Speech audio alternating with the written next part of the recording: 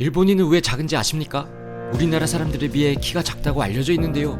실제로 20대 평균의 남녀 키를 재보면 우리나라 남성은 175.1cm, 여성은 163.3cm, 일본의 남성은 171.5cm, 여성은 157.5cm로 나타나 있습니다.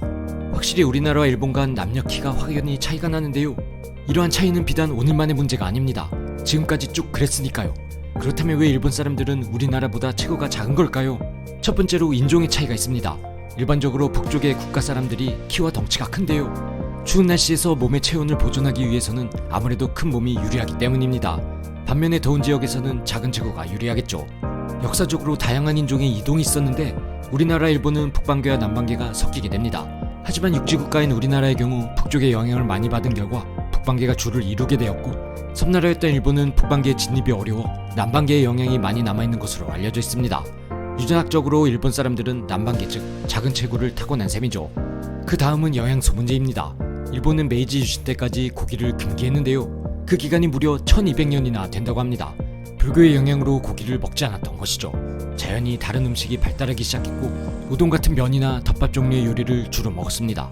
하지만 이와 같은 음식들은 주로 탄수화물이라 성장에 필요한 단백질 섭취를 할 수 없었습니다. 생선에 단백질이 있다고 하더라도 영양소 측면에서 고기를 대체할 수는 없었죠. 이러한 일본인들도 메이지 유신 때 서양인들 보면서 체구의 차이를 절실히 깨닫게 되는데요.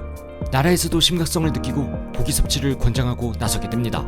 하지만 고기의 중요성을 알았다고 하더라도 1200년이나 고기를 먹지 않았던 일본 사람들은 고기가 다른 어떤 음식보다 비렸다고 하는데요. 먹긴 먹어야 하는데 비려서 못 먹겠으니 무언가 시도는 해야겠고, 그래서 만들어진 게 일본의 돈가스입니다. 고기의 비린맛을 없애기 위해 빵가루를 입혀 튀기고 소스를 얹어 먹게 만드니 맛으로나 시각적으로나 거부감 없이 먹을 수 있게 된 것이죠.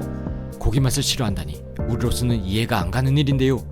이외에도 샤브샤브처럼 일본인들이 즐겨 먹는 국물에 얇게 썰은 고기를 채소와 함께 넣어 먹는 요리가 만들어지기도 했습니다. 그래도 요즘은 고기 문화가 넓게 자리 잡아가고 있는데요. 그래서 일본인들의 키도 빠른 성장세를 보이고 있습니다. 다만 단백질 섭취를 하더라도 유전학적 요인이 있는 이상 어디까지 클 수 있는지가 궁금한데요. 아마도 우리나라의 키를 넘어설 수는 없을 것 같습니다.